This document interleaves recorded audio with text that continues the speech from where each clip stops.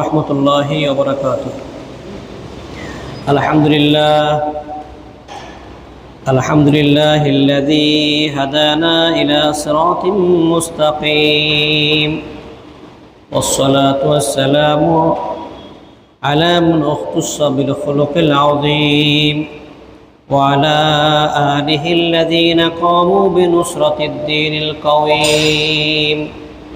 أما بعد فأعوذ بالله من الشيطان الرجيم.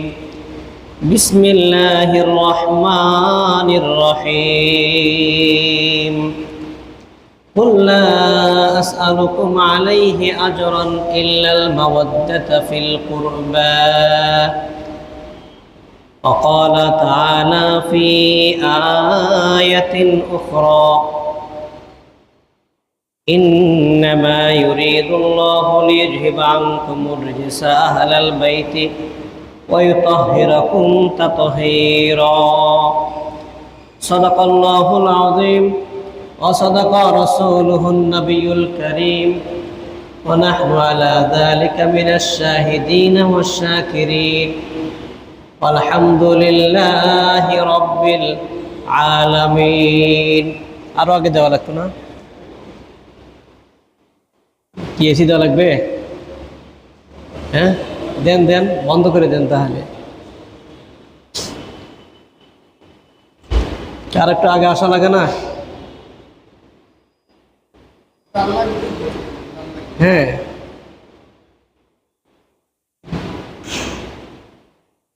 ফ্যানগুলো of করে দেন তাহলে।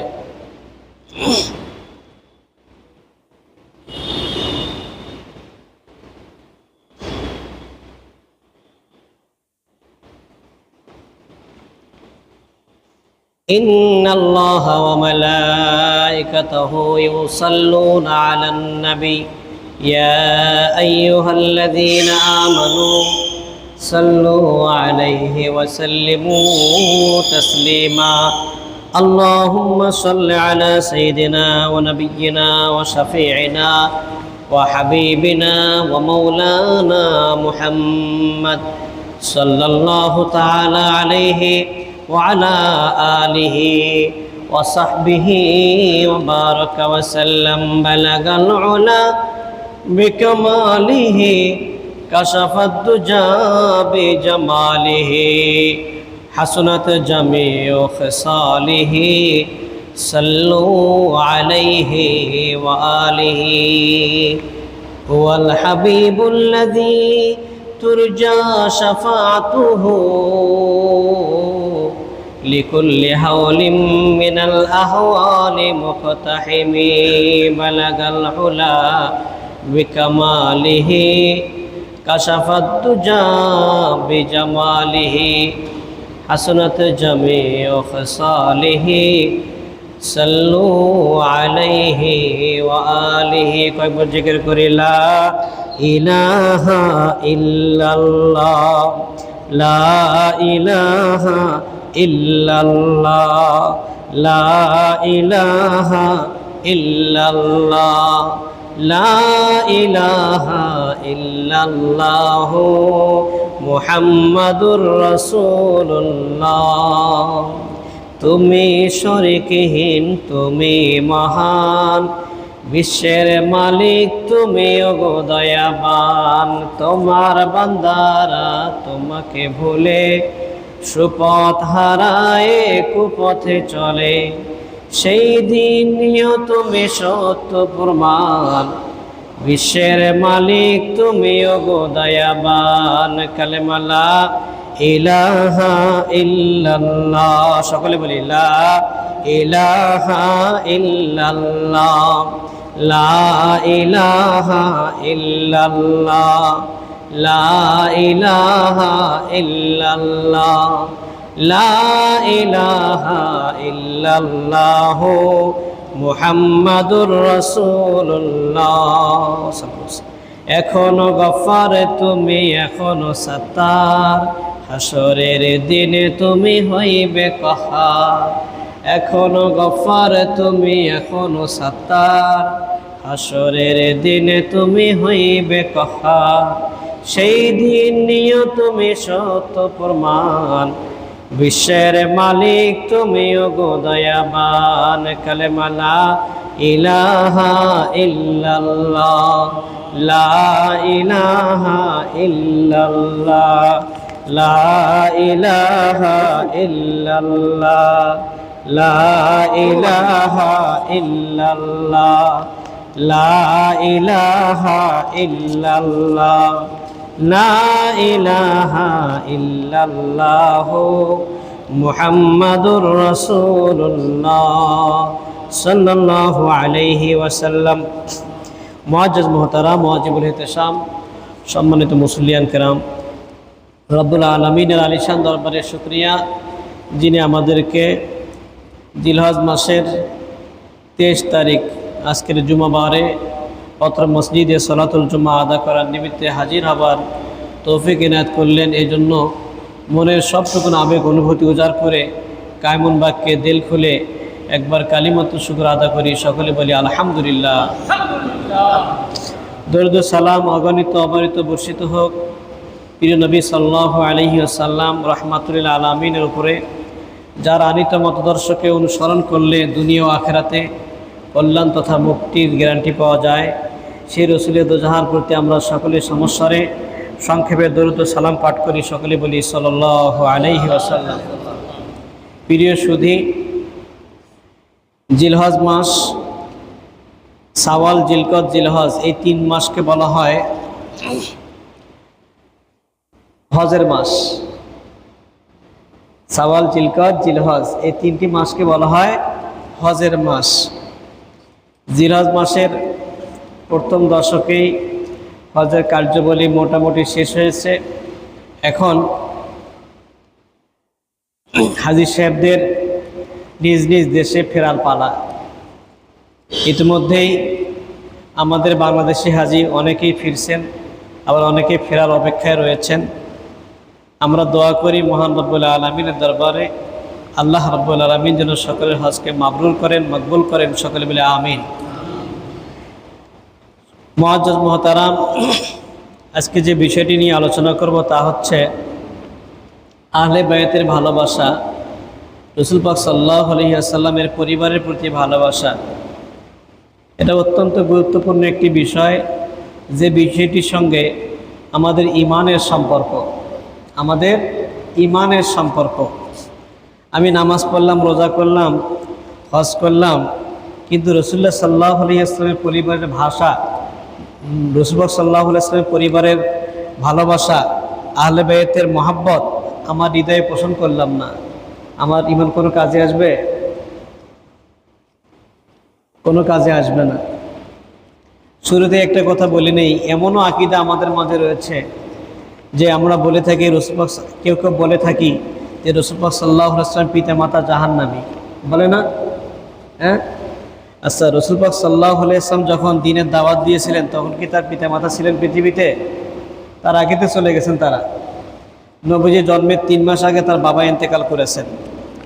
নবীজির জন্মের 6 বছর পর তার মা ইন্তেকাল করেছেন। তারা তো আগের যে শরীয়ত ছিল সেই শরীয়তের অনুসারী হয়ে তারা তাওহীদের উপর থেকে ইন্তেকাল করেছেন। কাজেই তাদেরকে জাহান্নামী বলা এটা ঠিক হবে না। মক্কা মদিনা মুনাওয়ারা দামি কেন? নবীজির রওজা শরীফ দামি কেন? যেখানে নবীজি শুয়ে রয়েছেন, রাসূল পাক সাল্লাল্লাহু আলাইহি ওয়াসাল্লামের পিঠ মোবারক যে মাটিতে লেগে আছে, ওই মাটির মর্তবা সারা পৃথিবীর মাটির চেয়ে দামি। সুবহানাল্লাহ বিহামদি। কেন? যেহেতু নবীজির শরীর মোবারক সেখানে শায়িত রয়েছে, নবীজির দেহ মোবারক সেখানে থাকার কারণে, আর তার দেহের সঙ্গে ওই কাপড়, ওই মাটি লেগে থাকার কারণে ওই মাটির দাম হয়েছে আরশের চেয়েও দামি। তাহলে যেই পেটটা নবীজিকে 10 মাস 10 দিন ধারণ করেছিল, যে মায়ের পেট, সেই মাকে আপনি জাহান্নামী বলবেন?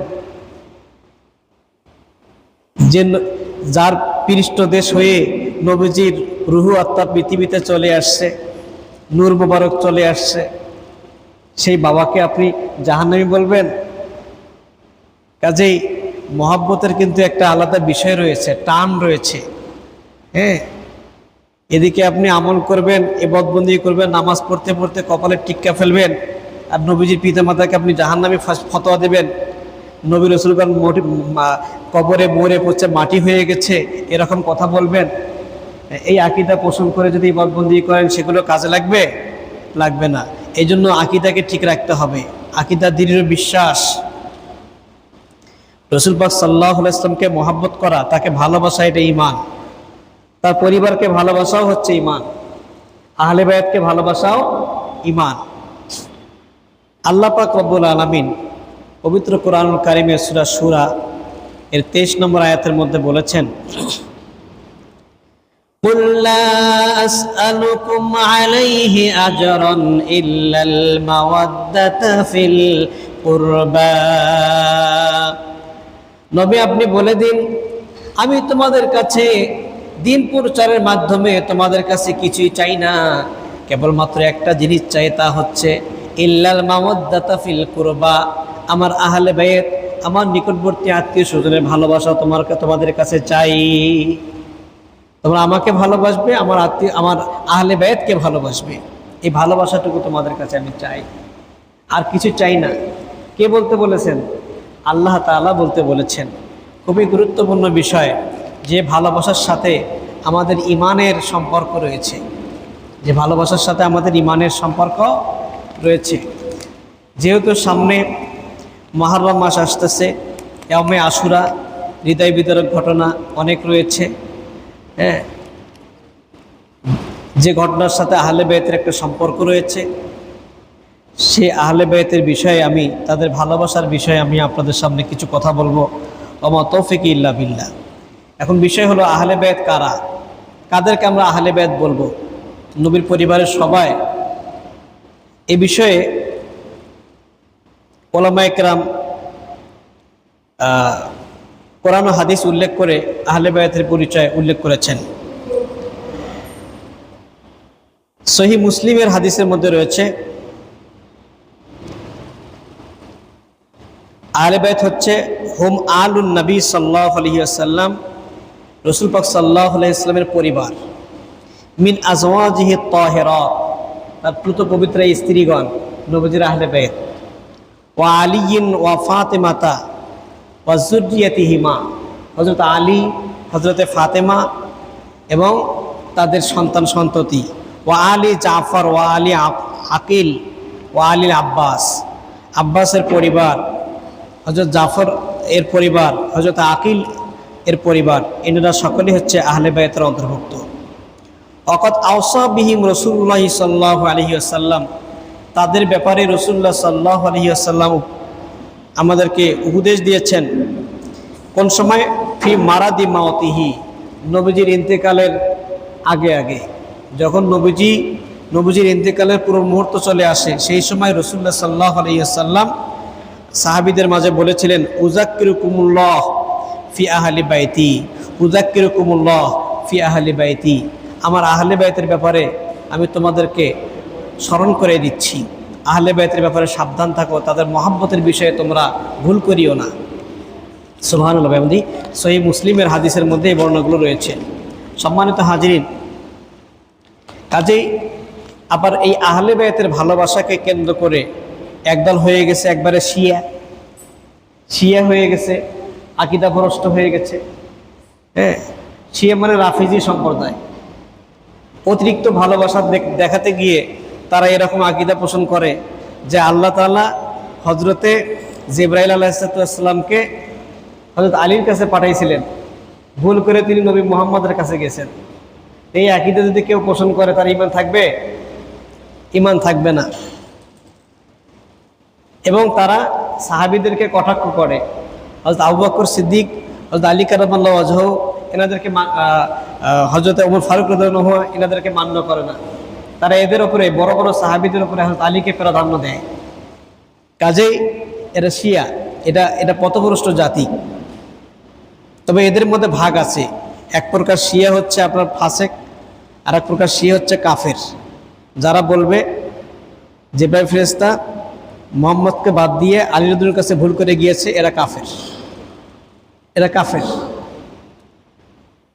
সম্মানিত হাজিরিন, আমি হজে গিয়ে দেখেছি বাইতুল্লাহ শরীফ তওয়াফ করতেছে। তওয়াফের সময় বিভিন্ন জন বিভিন্ন রকম দোয়া পড়ে, কেউ মনে মনে পড়ে, কেউ জোরে জোরে পড়ে।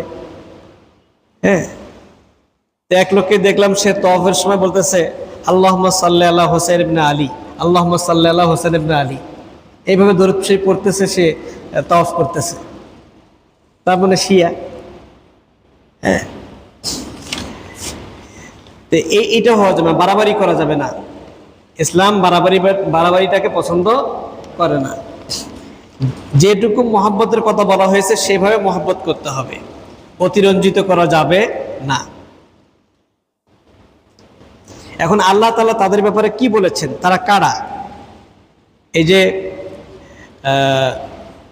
আহলে বায়াত কারা, এ সম্পর্কে হাদিসের মধ্যে পাওয়া যায় যে সহিহ মুসলিমের মধ্যে হাদিস রয়েছে।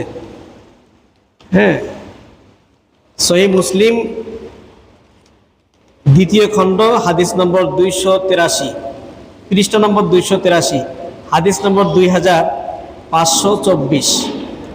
আম্মাজান হযরত আয়েশা সিদ্দিকা রাদিয়াল্লাহু তাআলা আনহা থেকে বর্ণিত, তিনি বলেন খরাজান নবী সাল্লাল্লাহু আলাইহি ওয়াসাল্লাম গাদাতান, রাসূলুল্লাহ সাল্লাল্লাহু আলাইহি ওয়াসাল্লাম একদিন সকালবেলা তিনি বের হইলেন বাড়ি থেকে। ওয়া আলাইহি মিরতুন মুরাহহালুন মিন শারিন আসওয়াদা, তার গায়ে ছিল একটা লাল এবং ডোরা কাটা কালো একটা চাদর ছিল তার গায়ে। ফাজা আল হাসান ইবনে আলী, হযরত হাসান ইবনে আলী তার কাছে আসলেন। ফাদখালাহু, নবীজি তাকে চাদরের ভেতরে ঢুকিয়ে নিলেন। সুম্মা জাআল হুসাইন ফাদাখালা মাহু, এরপর ইমাম হুসাইন আসলেন, সেও তার ভাইয়ের সঙ্গে নবীজির চাদরের ভেতরে প্রবেশ করলো। সুম্মা জাআত ফাতেমাতু, এরপর হযরতে ফাতেমা রাদিয়াল্লাহু তাআলা আনহা আসলেন। ফাদখালাহা, নবীজি তাকেও চাদরের ভেতরে প্রবেশ করায় নিলেন। সুম্মা জাআ আলিয়ুন ফাদখালাহু, অতঃপর হযরতে আলী কারামাল্লাহু ওয়াজহু আসলেন, তাকেও নবীজি চাদরের ভেতর প্রবেশ করায় নিলেন। সুম্মা ক্বালা, অতঃপর তিনি পাঠ করলেন ইন্নামা ইউরিদুল্লাহু লিইয়ুযহিবা আনকুমুর রিজসা আহলাল বাইতি ওয়া ইউতাহহিরাকুম তাতহীরা। কোরআন শরীফের আয়াত তেলাওয়াত করলেন, সূরা আহজাবের 33 নম্বর আয়াত। আল্লাহ তাআলা চান আহলে বাইত তোমরা যারা আছো তোমাদেরকে পুত পবিত্র রাখতে, ওয়া ইউতাহহিরাকুম তাতহীরা, তোমাদের থেকে খারাপি দূর করে দিতে এবং তোমাদেরকে পুত পবিত্র রাখতে আল্লাহ তাআলা পছন্দ করেন, এটা আল্লাহ তাআলা চান। এই আয়াতের শানে নজুল সম্পর্কে উলামায়ে মুফাসসিরিনগণ লেখেন যে হযরতে উম্মে সালমা রাদিয়াল্লাহু তাআলা আনহার ঘরে সেদিন নবীজি অবস্থান করছিলেন, সে সময় এই আয়াতে কারিমা নাজিল হয়। তো রাসূলুল্লাহ সাল্লাল্লাহু আলাইহি সাল্লাম এক চাদরের ভেতরে ইমাম হাসান, হুসাইন, ফাতেমা এবং হযরত আলী, এই সবাইকে জড়িয়ে ধরে তিনি আয়াতে কারিমা তেলাওয়াত করলেন। তখন উম্মে সালমা বলতেছেন ওয়ানা মাহুম ইয়া রাসূলুল্লাহ, হুজুর আমিও তাদের সাথে থাকতে চাই, আমিও তাদের দলে থাকতে চাই। তখন নবীজি বললেন আনতে আলা মাকানিক ওয়া আনতে আলা খাইর, তুমি তোমার স্থানে থাকো, যেখানে আছো সেখানে থাকো, তুমিও কল্যাণের ওপর আছো, তুমিও কল্যাণের ওপরে আছো। এটা সুনানে তিরমিজিতে এই হাদিসখানা রয়েছে। এই হাদিস থেকে যারা প্রতীয়মান হয়, এই আহলে বায়াত এর বিশেষ ব্যক্তি হচ্ছেন নবীজি সহ 5 জন। আহলে আবা, চাদরের ভেতরে যে 4 জন ছিলেন আর নবীজি, এই 5 জন। এই আমরা ছোটবেলা থেকে শুনে আসছি, পাক পাঞ্জাতন বলতো না, পাক পাঞ্জাতন এইখান থেকে বলতো। তো এই আহলে বায়াতের সম্পর্কে যখন এই আয়াতে কারিমা নাজিল হলো, তখন নবীজি যখনই হযরতে ফাতেমা রাদিয়াল্লাহু তাআলা আনহার বাড়িতে যাইতেন, গিয়ে ওই আয়াতে কারিমা পাঠ করতেন। এবং সাহাবা হুজুরদের কেউ কেউ তারা যখন ফাতেমার রাদিয়াল্লাহু তাআলা আনহার বাড়ি অতিক্রম করতেন, এই আয়াত কারিমা পাঠ করতেন। সূরা আহজাবের 33 নম্বর আয়াত, ইন্নামা ইউরিদুল্লাহু লিইয়ুযহিবা আনকুমুর রিজসা আহলাল বাইতি ওয়া ইউতাহহিরাকুম তাতহীরা। তা আহলে বায়াতের একটা সংক্ষিপ্ত পরিচয় আমরা এখান থেকে পেলাম।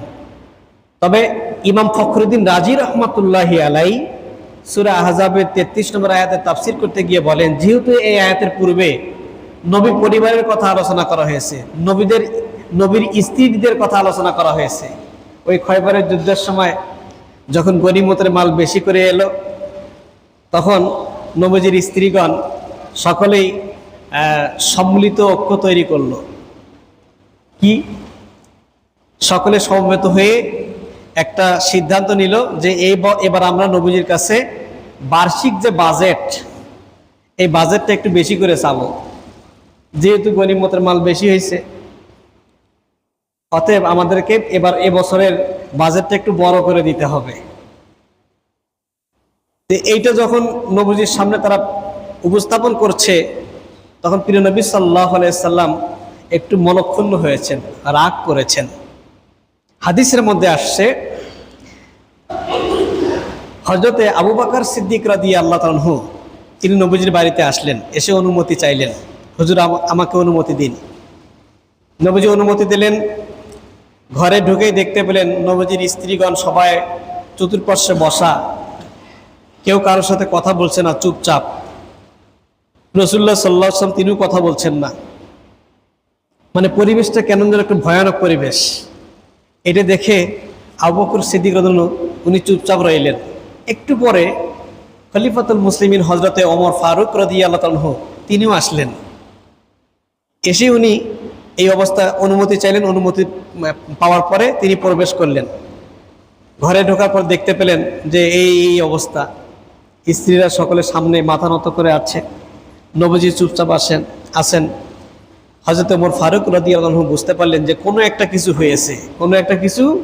হয়েছে, কাজেই এই অবস্থায় নবীজিকে একটু খুশি করাতে হবে। উনি বিষয়টা বুঝতে পেরে নবীজির সামনে বললেন, ইয়া রাসূলুল্লাহ, ইয়া হাবিবাল্লাহ,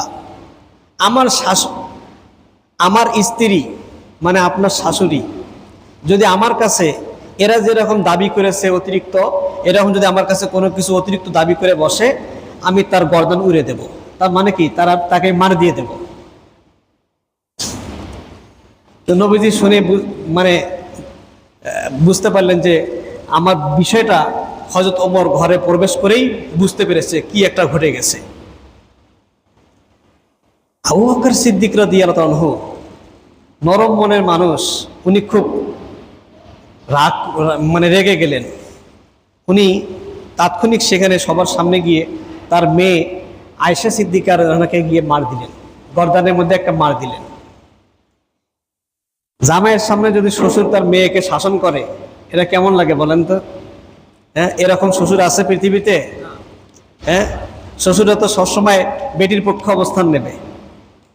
হ্যাঁ, হযরত ওমর ফারুক রাদিয়াল্লাহু আনহু উনিও বিষয়টা দেখলেন, এটা কেমন হলো। আবু বকর তার মেয়েকে শাসন করতেছেন, উনিও দাঁড়ালেন। দাঁড়িয়ে তার মেয়ে হাফসার কাছে গেলেন, তাকে গিয়ে মার দিলেন। এই ঘটনা ঘটে যাওয়ার পর দীর্ঘ 1 মাস নবীজি কোনো স্ত্রীর সাথে কথা বলেন নাই। সহিহ বুখারীর হাদিসের মধ্যে আসছে, দীর্ঘ 1 মাস কোনো স্ত্রীর সাথে নবীজি কথা বলেন নাই। এই 1 মাস পরে আয়াতে কারিমা আবার নাজিল হলো। সূরা আহজাবের মধ্যে 27-28 নম্বর আয়াতের মধ্যে এই ঘটনাগুলো আছে। হ্যাঁ, এরপর রাসূলুল্লাহ সাল্লাল্লাহু আলাইহি ওয়াসাল্লাম তিনি এসে সর্বপ্রথম যার সাথে কথা বলেছেন তিনি হচ্ছেন আম্মাজান আয়েশা সিদ্দিকা। আয়েশাকে বললেন, হে আয়েশা, শোনো, আমি তোমাকে একটা কথা বলবো, তুমি কোনো উত্তর দিবা না হাত্তা তাস্তাশিরি মিন আবওয়াইকে, যতক্ষণ পর্যন্ত তুমি তোমার বাবা মার সাথে পরামর্শ না করবে আমাকে কোনো জবাব দিবা না। তখন আম্মাজান আয়েশা সিদ্দিকা বললেন, ইয়া রাসূলুল্লাহ, হাবিবাল্লাহ, আমি তো আপনার কাছে আছি, আমি কেন আমার বাবা মার পরামর্শ নিয়ে আপনার প্রশ্নের জবাব দেব? না, আমি তো আমার জীবন সত্তাকে আপনার কাছে উৎসর্গ করেছি, আমার প্রয়োজন নাই, আপনি বলুন। তখন প্রিয় নবী সাল্লাল্লাহু আলাইহি ওয়াসাল্লাম সূরা আহজাবের আয়াতে কারিমা তেলাওয়াত করে শোনালেন। আল্লাহ পাক বলতেছেন যে, নবী, আপনি আপনার স্ত্রীদেরকে বলে দিন, তোমরা যদি দুনিয়ার জীবন পছন্দ করো, তোমরা যদি দুনিয়ার শান শওকত পছন্দ করো, দুনিয়ার ভোগ বিলাস যদি তোমরা পছন্দ করো, তাহলে হে নবী আপনি বলে দিন যে তোমরা সব নিয়ে নাও, তোমাদেরকে আমি সব দিয়ে দেব, তোমাদেরকে একবারে আমার থেকে বিচ্ছিন্ন করে দেব, আমার কাছে আর তোমাদের সংসার হবে না। আল্লাহ পাক বলে দিতে বললেন। আর যদি তোমরা আল্লাহর আনুগত্য করো, নবীর আনুগত্য করো, আখিরাতের জীবনকে যদি পছন্দ করো, তাহলে তোমাদের জন্য রহিয়েছে মহান পুরস্কার। সুবহানাল্লাহ বিহামদি। হযরতে আম্মা জান আয়েশা সিদ্দিকা বললেন, ইয়া রাসূলুল্লাহ, ইয়া হাবিবাল্লাহ, আপনি যে আয়াতে কারিমা আমাকে শোনালেন এটা আমার কাছে থাক, আর কাউকে বলবেন না। তখন নবীজি বললেন, আয়েশা শোনো, আমাকে আল্লাহ পাক রব্বুল আলামিন পৃথিবীর মানুষের কাছে মুআল্লিমুন নাস করে পাঠিয়েছেন, শিক্ষক বানিয়ে পাঠিয়েছেন। কাজে তোমার কাছে যে উপদেশ এটা সবার জন্য। সুবহানাল্লাহ বিহামদি।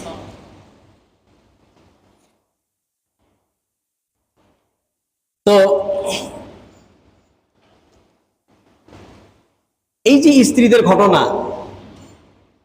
সূরা আহজাবের মধ্যে আলোচনা করা হয়েছে, এর আলোকেই ইমাম ফখরুদ্দিন রাজি রহমাতুল্লাহি আলাইহি বলেন, আহলে বায়ত বলতে শুধুমাত্র ইমাম হাসান হোসেন, ফাতেমা, হযরত আলী এনারা নন, নবীজির অন্যান্য স্ত্রীগণও আহলে বায়তের অন্তর্ভুক্ত। কাজে এই আহলে বায়তের পবিত্রতা সম্পর্কে সরাসরি আল্লাহ পাক কোরআন নাজিল করেছেন এবং আহলে বায়তের গুরুত্ব কত বড় সে সম্পর্কে অনেক সহিহ হাদিস রয়েছে। আবার পাশাপাশি কিছু জাল বানোয়াট হাদিস রয়েছে। আমি যে সহিহ হাদিসগুলো রয়েছে সেখান থেকে আপনাদেরকে কিছু কথা শোনাবো। আমার তৌফিক ইল্লা বিল্লাহ। সম্মানিত হাজিরিন, হযরতে আবু যর গিফারি রাদিয়াল্লাহু আনহু নবীজির একজন প্রিয় সাহাবী, যিনি ইসলামের চতুর্থ মুসলমান ছিলেন। সুবহানাল্লাহ বিহামদি। চতুর্থ কিংবা তৃতীয় তিনি মুসলমান, যার আসল নাম হচ্ছে জুনদুব ইবনু জুনাদাহ। হযরত আবু যর গিফারি তিনি একদিন কাবা শরীফের দরজায় হাত রেখে বলতেছেন যে আমি রাসূলুল্লাহ সাল্লাল্লাহু আলাইহি ওয়াসাল্লামকে বলতে শুনেছি, ইন্না মাসালা আহলি বাইতি ফিকুম কামাসালি সাফিনাতি নূহিন। রাসূলুল্লাহ সাল্লাল্লাহু আলাইহি ওয়াসাল্লাম বলেন যে তোমাদের মাঝে আমার আহলে বায়ত হচ্ছে নূহ নবীর নৌকার মতো। তোমাদের মাঝে আমার আহলে বায়ত হচ্ছে নূহ নবীর নৌকার মতো। মান রাকিবাহা নাজা, ওই নূহ নবীর নৌকায় যারা আরোহণ করেছিল তার ডাকে সাড়া দিয়ে যারা আরোহণ করেছিল সবাই ডুবে যাওয়া থেকে পেরামে বেঁচেছিল, জীবন ফিরে পেয়েছিল। আর ওমান তাখাল্লাফা আনহা হালাকা, আর যারা নূহ নবীর ডাকে সাড়া দেয় নাই, নৌকায় আরোহণ করে নাই, তারা ধ্বংস হয়ে গেছে, তারা পানিতে ডুবে গেছে। এই যে হাদিস, এই হাদিসটা সম্পর্কে আপনার ওলামাদের মন্তব্য হচ্ছে এই হাদিসটা হাসান সনদ হাদিস। কেউ এটাকে সহিহ বলেছেন, এটাও সহিহ হাদিস। মুসনাদে আহমদ এই হাদিস বর্ণনা করেছেন এবং বিভিন্ন কিতাবে এই হাদিসটি রয়েছে, মিশকাতেও রয়েছে। এই আহলে বায়তের ভালোবাসা হৃদয়ে পোষণ করতে হবে। এই ভালোবাসাটা হচ্ছে নূহ নবীর নৌকায় আরোহণ করার মতো। কত বড় গুরুত্বপূর্ণ কথা যে নূহ নবীর নৌকায় যারা আরোহণ করেছিল তারা নাজাত পেয়েছিল, আর তোমাদের মাঝে আমার আহলে বায়ত হচ্ছে নূহ নবীর নৌকার মতো। যারা এই নৌকায় আরোহণ করবে তারা নাজাত পাবে, যারা আরোহণ করবে না তারা ধ্বংস হয়ে যাবে। অনেক বড় গুরুত্বপূর্ণ কথা। কাজে আমাদের ইসলামী জীবনটাকে গড়ে তুলতে হলে কি করতে হবে? আহলে বায়তের মহব্বত, ভালোবাসা নিয়ে আমাদেরকে এগোতে হবে। তাদের জীবনটা কেমন ছিল, সেই জীবন, তাদের জীবন জীবিকা কেমন ছিল, সেগুলো আমাদেরকে শিখতে হবে, জানতে হবে। মা ফাতেমা কিভাবে জীবন সংসার করেছেন, হযরত আলী কারামাল্লাহু ওয়াজহু তাদের জীবন চরিত কেমন ছিল, এবং নবীজির স্ত্রীগণ তার পরিবারের জীবন চরিত কেমন ছিল, এগুলো সব পড়াশোনা করে সে মোতাবেক নিজেদের জীবনকে তৈরি করতে হবে। তাহলে মহব্বত তৈরি হবে, ভালোবাসা সৃষ্টি হবে। সেই মহব্বত নিয়ে আমাদেরকে থাকতে হবে। আমরা দরুদ শরীফ পাঠ করি, আল্লাহুম্মা সাল্লি আলা মুহাম্মদ ওয়া আলা আলি মুহাম্মদ। হে আল্লাহ, মুহাম্মদ সাল্লাল্লাহু আলাইহি ওয়াসাল্লামের প্রতি দয়া করো, ওয়া আলা আলি মুহাম্মদ, এবং তার পরিবারের উপরে দয়া করো। এই যে পরিবার, আহলে বায়ত, আমরা কিন্তু প্রতিনিয়ত এভাবে দরুদ শরীফ পাঠ করি। ওয়া আলা আলি কখন বাদ দিই? আমরা দেই না। তাহলে আমরা নবীর পরিবারের জন্য কি করি? দোয়া করি। এটা মহব্বত, ভালোবাসা, এটা লাগবেই। এই বিষয়গুলো খুবই মারাত্মক বিষয়। এখন এই ভালোবাসার গুরুত্বটা কীরকম এ সম্পর্কে একটা হাদিস রয়েছে সুনানে তিরমিজি 2য় খণ্ড পৃষ্ঠা নম্বর 219। রাসূলুল্লাহ সাল্লাল্লাহু আলাইহি সাল্লাম বিদায় হজের দিনে নবীজি জীবনে মাত্র একবার হজ করেছেন, 4বার ওমরা করেছেন। একবার হজ করেছেন, 4বার ওমরা করেছেন। হজ ফরজ হয়েছে 9ম হিজরিতে। রাসূলুল্লাহ সাল্লাল্লাহু আলাইহি সাল্লাম 9ম হিজরিতে তিনি হজ করেন নাই, পরের বছরে 10ম হিজরিতে তিনি হজ করেছেন। এই 10ম হিজরিতে হজ করে হজের সময় তিনি আরাফার ময়দানে একটা কসওয়া নামক উটের পিঠে তিনি ছিলেন। কসওয়া, যে উটের পিঠে তিনি ছিলেন সেই উটটার নাম ছিল কসওয়া। হযরতে জাবের রাদিয়াল্লাহু তাআলা থেকে বর্ণিত, তিনি বলেন, রাআইতু রাসূলুল্লাহ সাল্লাল্লাহু আলাইহি ওয়াসাল্লাম ফি হাজ্জাতিহি ইয়াউম আরাফা। আমি হজের সময় রাসূলুল্লাহ সাল্লাল্লাহু আলাইহি ওয়াসাল্লামকে আরাফার ময়দানে দেখেছি। ওহুয়া আলা নাকাতিহিল কসওয়া, তিনি তার কসওয়া নামক উটের পিঠে ছিলেন। ইয়াখতুবু, তিনি খুতবা দিচ্ছিলেন। ফাসামিতুহু ইয়াকুলু ইয়া আইয়ুহান নাস, আমি নবীজিকে বলতে শুনেছি। নবীজি বলতে লাগলেন, ইন্নী তারাকতু ফীকুম, আমি তোমাদের মাঝে রেখে যাচ্ছি, মা ইন আখাযতুম বিহি লান তাদিল্লু, এমন কিছু জিনিস রেখে যাচ্ছি তোমাদের মাঝে, তোমরা যতদিন সেগুলোকে আঁকড়ে ধরে থাকবে তোমরা কখনোই পথভ্রষ্ট হবে না। 1 নম্বর কিতাব আল্লাহ, 1 নম্বর হচ্ছে কিতাব আল্লাহ, আল্লাহর কিতাব। 2 নম্বর হচ্ছে ওয়াইত্রাতি আহলি বাইতি, আমার আহলে বাইত আমি রেখে যাচ্ছি, আমার আহলে বাইত রেখে যাচ্ছি। অন্য হাদিসের মধ্যে আসছে কিতাব আল্লাহ ওয়া সুন্নাতা রাসূলি, আল্লাহর কিতাব এবং রাসূলের সুন্নাহ। রাসূলের সুন্নাহ, সুন্নাহ এবং হাদিসের মধ্যে পার্থক্য আছে না? নবী যা বলেছেন করেছেন, নবীজির সামনে সাহাবারা করেছেন, নবীজি চুপ ছিলেন, এগুলো হচ্ছে হাদিস। এগুলো কি হাদিস? নবীজির কথা কাজ মনোসম্মতিকে হাদিস বলা হয়, সাহাবীদের কথা কাজ মনোসম্মতিকেও হাদিস বলা হয়। হ্যাঁ, তবে সুন্নাহ কোনটা? যার ওপর আমল হয়েছে, যার ওপর কি হয়েছে? সব হাদিসের ওপর তো আমল হয় নাই, সব হাদিসের ওপর আমল হয় নাই। যেমন একটা বিষয়, এই যে হাত কোথায় বাঁধবো, বুকে বাঁধবো না নাভির নিচে বাঁধবো? সুন্নাহ কোনটা? বুকে বাঁধা, এটাও হাদিস। নাভির নিচে বাঁধা, এটাও হাদিস। নাভির উপরে বাঁধা, এটাও হাদিস। কিন্তু সুন্নাহ কোনটা? হযরত আলী কারামাল্লাহু ওয়াজহু বলেন, সুনানে আবু দাউদের মধ্যে লেখা আছে, আস-সুন্নাতু ফিস সালাহ, নামাজের মধ্যে সুন্নাহ হচ্ছে ওয়াদউল ইয়ুমনা আলাল ইসরা তাহতা সুররা, ডান হাত বাম হাতের উপর রাখবে, ডান হাত বাম হাতের উপর বাঁধবে, আলা তাহতা সুররা, নাভির নিচে। তাহলে সুন্নাহ কোনটা? সুন্নাহ হচ্ছে এই ডান হাত বাম হাতের উপর রাখা, তাহতা সুররা, নাভির নিচে, এটা সুন্নাহ।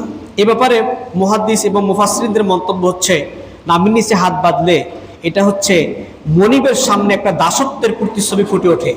মনিবের সামনে দাসত্বের প্রতিচ্ছবি ফুটে ওঠে। আপনি মহান রবের সামনে দাঁড়াচ্ছেন, কিভাবে দাঁড়াবেন? দাসের মতন হয়ে দাঁড়াবেন না। তো এটাও হাদিস, এটাও হাদিস, এটাও হাদিস, কিন্তু আমল হয়েছে কোনটার উপরে? তাহতা সুররা, এই জন্য এটা সুন্নাহ, এটা হচ্ছে সুন্নাহ। তো নবীজি এক হাদিসের মধ্যে বলেছেন, আমি এমন কিছু রেখে যাচ্ছি, যদি তোমরা আঁকড়িয়ে ধরো কখনোই পথভ্রষ্ট হবে না। এক হাদিসে নবীজি বললেন যে কিতাবুল্লাহ ওয়া ইত্রাতি আহলে বাইতি, আর এক হাদিসে নবীজি বললেন কিতাবুল্লাহ ওয়া সুন্নতি, আল্লাহর কিতাব এবং আমার সুন্নাত, সুন্নাহ। আর এক হাদিসে আমার ইত্রাতি, নবীজি বললেন আমার আহলে বাইত, আমার পরিবার। সুন্নতকে যারা নবীজি হাদিস মোতাবেক যারা আমল করেছেন, সেই তো সুন্নত, যাদের মাধ্যমে আমল জারি হয়েছে। কাদের মাধ্যমে? আহলে বাইতের মাধ্যমে, নবীর পরিবারের মাধ্যমে, নবীজি সাহাবীদের মাধ্যমে। সুবহানাল্লাহ বিহামদি। একই অর্থ।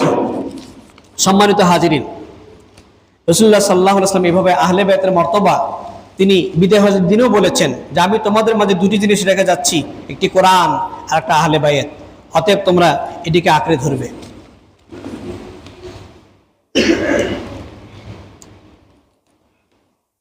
সুনানে তিরমিজি 2য় খণ্ড 219 নম্বর পৃষ্ঠার মধ্যে লেখা আছে একই কথা, যে ইন্নী তারিকুম ফিকুম, আমি তোমাদের মাঝে রেখে যাচ্ছি, মা ইন তামাসসাকতুম বিহি লান তাদিল্লু, যতদিন তোমরা আঁকড়ে ধরবে পথভ্রষ্ট হবে না বাদি আমার ইন্তেকালের পরে। আহাদুহুমা আযমু মিনাল আখার, তার একটা হচ্ছে অপরটার চাইতে খুবই গুরুত্বপূর্ণ, খুব বড়, সেটি হচ্ছে কিতাবুল্লাহ, হাবলুল মামদুদুম মিনাস সামাইল আরদ। কিতাবুল্লাহ এটা একটা হাবলুল মামদুদুন, একটা লম্বা রশি যেটা আসমান থেকে জমিন পর্যন্ত লম্বা, আসমান থেকে জমিন পর্যন্ত চলে আসছে। আরেকটা হচ্ছে ওয়াইতরাতি আহলু বাইতি, আমার আহলে বাইত, আমার পরিবার। ওয়ালাই ইয়াতাফাররাকা হাত্তা এরিদা আলাইয়াল হাউদ, হ্যাঁ, এই দুইটা কখনোই একটা আরেকটা থেকে বিচ্ছিন্ন হবে না, এমনকি তারা আমার কাছে আসবে, হাউজে কাউসার আমার কাছে নিয়ে আসা হবে, হাউজে কাউসারে তারা আমার কাছে একত্রিত হবে। ফাংজুরু, অতএব তোমরা লক্ষ্য করো, কাইফা তাখলুফুনি ফিহিমা, তোমরা ওই দুইটির সঙ্গে কি আচরণ করবে, তোমরা কিতাবুল্লাহর সাথে কি আচরণ করবে আর আমার আহলে বাইতের সাথে কি আচরণ করবে, তোমরা ভেবে দেখো। এটা সুনানে তিরমিজির হাদিস। তাহলে আহলে বাইত খুবই গুরুত্বপূর্ণ একটি বিষয়।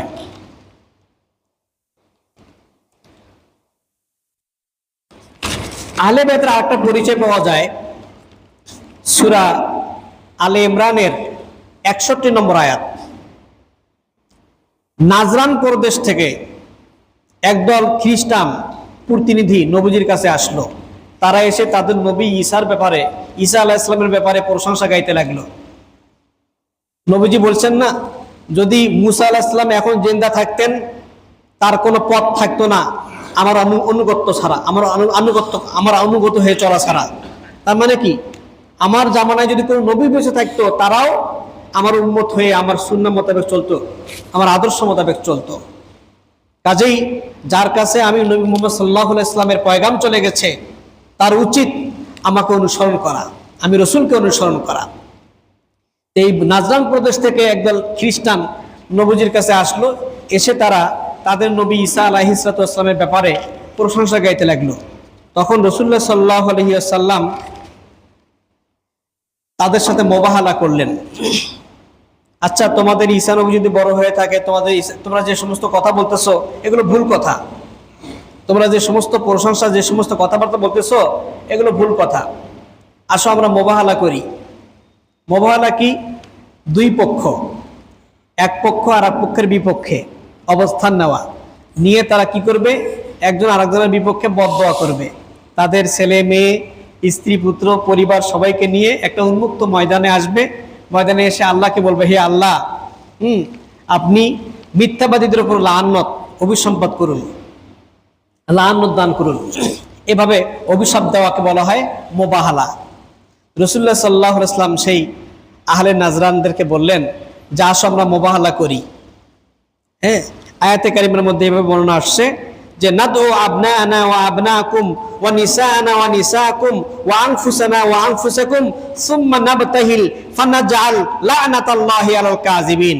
আমরা আমাদের সন্তানদেরকে ডাকবো, তোমাদের সন্তানদেরকে ডাকবো, আমরা আমাদের স্ত্রীদেরকে ডাকবো, তোমাদের স্ত্রীদেরকে ডাকবো, আমরা আমাদের নিজেদেরকে নিয়ে হাজির করাবো, তোমরা তোমাদের নিজেদেরকে হাজির করবে। তারপর সুম্মা নাবতাহিল, অতঃপর আমরা আল্লাহর কাছে বলবো, হ্যাঁ, লা'নাতাল্লাহি আলাল কাযিবিন, মিথ্যাবাদীদের উপর আল্লাহ পাকের লাআনত। খ্রিস্টানরা ভয় পেয়ে গেল। ভয় পেয়ে তারা রাসূল পাক সাল্লাল্লাহু আলাইহি ওয়াসাল্লামের কাছে তারা জিজিয়া অর্থাৎ কর দেওয়ার প্রতিশ্রুতি দিয়ে তারা চলে গেল যে আমরা কর দিয়ে আপনার দেশে বসবাস করব। এটাকে বলা হয় আপনার মোবাহালা। এই ভারতবর্ষে মিথ্যা নবুয়তের দাবিদার মির্জা গোলাম আহমদ কাদিয়ানী, কাদিয়ানী ফিরকা নাম শুনছেন না? হ্যাঁ, এই কাদিয়ানী ফিরকা হচ্ছে কাদিয়ানী, মির্জা গোলাম আহমদ কাদিয়ানী, সে মিথ্যা নবুয়তের দাবি করেছিল। সে আমাদের নবীজিকে আখিরি নবী মানে না, শেষ নবী মানে না।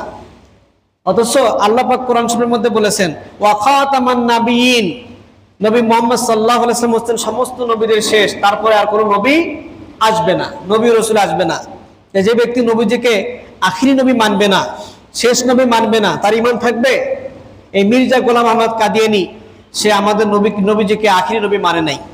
তখন ভারতবর্ষের প্রখ্যাত একজন আলেম, তার নাম হচ্ছে সানাউল্লাহ অমৃতসরী, আল্লামা সানাউল্লাহ অমৃতসরী, তিনি মির্জা গোলাম মোহাম্মদ কাদিয়ানীর সঙ্গে মোবাহালা করলেন, যা আসো আমরা মোবাহালা করি, তুমি তোমার পরিবার নিয়ে আমি আমার পরিবার নিয়ে মাঠে আসবো, উন্মুক্ত মাঠে এসে আল্লাহর কাছে অভিশাপ দেব।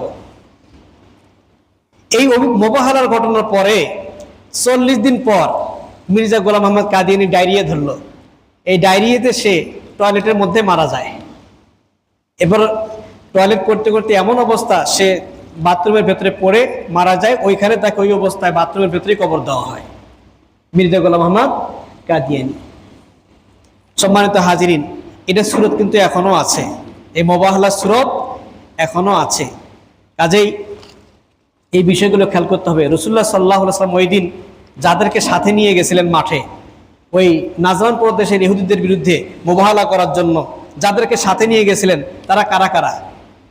তাফসিরের মধ্যে লেখে তারা হচ্ছেন হযরত আলী, ইমাম হাসান, ইমাম হোসাইন, হযরত ফাতেমা। এই কয়েকজনকে সাথে নিয়ে গিয়ে বলতেছেন, আল্লাহুম্মা হাউলাই খাসাতি, হে আল্লাহ এরা আমার পরিবারের খাস ব্যক্তি, ওয়া আহলু বাইতি, এরা আমার আহলে বাইত।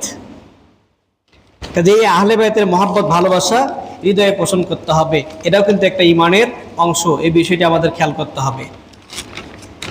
উলামাদের মধ্যে বিশেষ করে আমাদের মুসলিম বিশ্বে পরিচিত হানাফি, শাফি, হাম্বলি, মালিকি 4 মাযহাবের ইমামগণ সবাই আহলে বাইতকে শ্রদ্ধা করেছেন। ইমামে আজম আবু হানিফা রাহমাতুল্লাহ আলাইহি বলেছেন, ইনকানা হুব্বু আলী মুহাম্মদ জামবান, যদি মুহাম্মদ সাল্লাল্লাহু আলাইহি ওয়াসাল্লামের পরিবারকে ভালোবাসা এটা যদি পাপ হয়, ফালিয়াশহাদিস সাকালান আন্নি মুজনিবুন, তাহলে জেন মানব তোমরা সাক্ষী থেকো আমি পাপী। যদি মুহাম্মাদের পরিবারকে ভালোবাসা যদি গুনার কাজ হয়, তাহলে হে জেন জাতি, হে মানব জাতি, তোমরা সাক্ষী থেকো আমি সেই পাপী। কে বলেছেন? ইমামে আজম আবু হানিফা রাহমাতুল্লাহি আলাইহি। ঠিক একইভাবে ইমাম মালিক রাহমাতুল্লাহি আলাইহি বলেছেন, মান সাব্বা আহলাল বাইতি ফাহুয়া কাফিরুন, যে ব্যক্তি আহলে বাইতকে গালি দেবে সে কাফের। ইমাম শাফি রাহমাতুল্লাহি আলাইহি বলেন যে ইয়া আলা বাইতিহি বাইতি রাসূলিল্লাহ হুব্বুকুম ফরজুম মিনাল্লাহ ফিল কোরআন, হে আহলে বাইত তোমাদেরকে ভালোবাসা আল্লাহ তাআলা কোরআনে ফরজ ঘোষণা করে দিয়েছেন। আল্লাহ তাআলা কোরআন নাজিল করে তোমাদের ভালোবাসাকে ফরজ করে দিয়েছেন। এবং ইমাম শাফি রাহমাতুল্লাহ আরো মারাত্মক কথা বলেছেন, ইনকানা রাফদান হুব্বু আলী মুহাম্মদ ফালিয়াশহাদিস সাকালান আন্নি রাফিজি, যদি আহলে বাইতকে ভালোবাসলে রাফিজি হওয়া লাগে, শিয়া হওয়া লাগে, এটা যদি কেউ ধারণা করো আমাকে, তাহলে তোমরা সাক্ষী থেকো আমি শাফি হচ্ছে রাফিজি। বুঝতে পেরেছেন? তাহলে ভালোবাসা কি রকম তাদের ছিল, এই ভালোবাসার হৃদয়ে পোষণ করতে হবে। তবে শিয়া হওয়া যাবে না, রাফিজি হওয়া যাবে না, তাদের আকিদাপন্থী হওয়া যাবে না, কারণ তারা পথভ্রষ্ট আকিদার অনুসারী। ইমাম আহমদ বিন হাম্বল রাহমাতুল্লাহ তিনিও একইভাবে ওই কথাগুলোই বলেছেন। সম্মানিত হাজিরিন, আম্মা আয়েশা সিদ্দিকা রাদিয়াল্লাহু আনহা সম্পর্কে যে হাদিস রয়েছে, নবীজি বলেছেন ইয়া ফাতেমা, খুব মারাত্মক কথা। নবীজির ইন্তেকালের 6 মাস পরে ইন্তেকাল করেছেন মা ফাতেমা রাদিয়াল্লাহু তাআলা আনহা। খুব মর্মান্তিক কথা।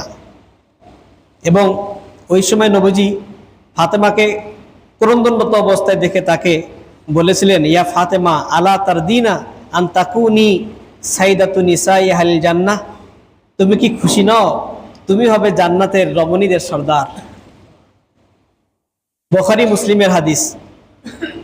এবং হযরত আলী কারামাল্লাহু ওয়াজহু সম্পর্কে বলেছেন যে আনতা বিমানজিলাতি হারুন মিন মুসা ইল্লা আন্নাহু লা নাবিয়্যা বাদি, তুমি হচ্ছ আমার কাছে কেমন যেরকম নবী মুসার কাছে তার ভাই হারুন আলাইহিস সালাম, নবী মুসা আলাইহিস সালামের কাছে তার ভাই হারুন আলাইহিস সালামের যেমন মর্তবা, আমার কাছে তোমার মর্তবা এরকম। এটা সহিহ বুখারীতে প্রথম খণ্ড 526 পৃষ্ঠার মধ্যে লেখা আছে। এবং হাসান হোসেন সম্পর্কে সুনানে তিরমিজিতে হাদিস আসছে, হযরত আলী কারামাল্লাহু ওয়াজহু বলেন, আল হাসানু আশবাহু রাসূলিল্লাহি সাল্লাল্লাহু আলাইহি সাল্লাম মা বাইনা সাদরি ইলা রাসি, ইমাম হাসান নবীজির সিনা এবং মাথা, নবীজির সিনা এবং মাথা যেরকম ইমাম হাসানের আকৃতিটা হচ্ছে এরকম। আর ইমাম হোসেন হচ্ছে রাসূল পাক সাল্লাল্লাহু আলাইহি ওয়াসাল্লামের সাথে সাদৃশ্যতার দিক থেকে মা কানা আসফালা মিন যালিকা, এই বুক থেকে নিচের অংশ এই পুরাটা নবীজির মতো। তাহলে ইমাম হাসান হোসাইন তারা দেখতে নবীজির আকৃতির মতো, একজন উপরের দিকের অংশ, আরেকজন হচ্ছে এই কবর থেকে নিচের দিকে। সুবহানাল্লাহ বিহামদি। রাওয়াহুত তিরমিজি দ্বিতীয় খণ্ড 218 পৃষ্ঠার মধ্যে এই বর্ণনাগুলো দেওয়া হয়েছে। সম্মানিত হাজিরিন, যে কথাটি আমি বলতে চাচ্ছি, আপনাদের কাছে যে মেসেজটি দিতে যাচ্ছি, তা হচ্ছে আহলে বায়াতের ভালোবাসা হৃদয়ে পোষণ করতে হবে। আবার ভালোবাসতে গিয়ে অতিরঞ্জিত করা যাবে না, আবার অতিরঞ্জিত করে রাফিজি শিয়াদের আকীদাও পোষণ করা যাবে না। সেখান থেকে আমাদেরকে দূরে থাকতে হবে। আল্লাহ সুবহানাহু ওয়া তাআলা আহলে বায়াতের মহব্বত, ভালোবাসা আমাদেরকে দান করেন, তাদের ভালোবাসা নিয়ে আমাদেরকে চলার তৌফিক দান করেন। যেহেতু নবীজি বলেছেন আহলে বায়াত হচ্ছে তোমাদের মাঝে নূহ নবীর নৌকার মতো। ওই সময় নূহ নবীর নৌকায় যারা আরোহণ করেছিল তারা পানিতে ডুবে নিমজ্জিত হওয়া থেকে বেঁচেছিল, হ্যাঁ, পানিতে ডুবে মরে যাওয়া থেকে বেঁচেছিল। আর যারা আরোহণ করতে পারেনি তারা ডুবে গিয়ে ধ্বংস হয়েছিল। আমার আহলে বায়াত হচ্ছে তোমাদের কাছে এরকম। এই জন্য আহমদ বিন হাম্বল রাহমাতুল্লাহ আলাইহি হাদিসের মধ্যে উল্লেখ করেছেন যে আকাশের তারকাগুলো হচ্ছে আকাশবাসীর একটা আমানতদার, আর জমিনবাসীর আমানতদার হচ্ছে আহলে বায়াত। কাজে জমিনে যতদিন আহলে বায়াতের ভালোবাসা থাকবে ততদিন জমিন ঠিক থাকবে, ততদিন পর্যন্ত কিয়ামত হবে না। আল্লাহ সুবহানাহু ওয়া তাআলা আমাদেরকে আহলে বায়াতের ভালোবাসা হৃদয়ে ধারণ করার তৌফিক দান করেন। সকলে বলে আমিন। এখন আমরা সুন্নত নামাজ পড়ি।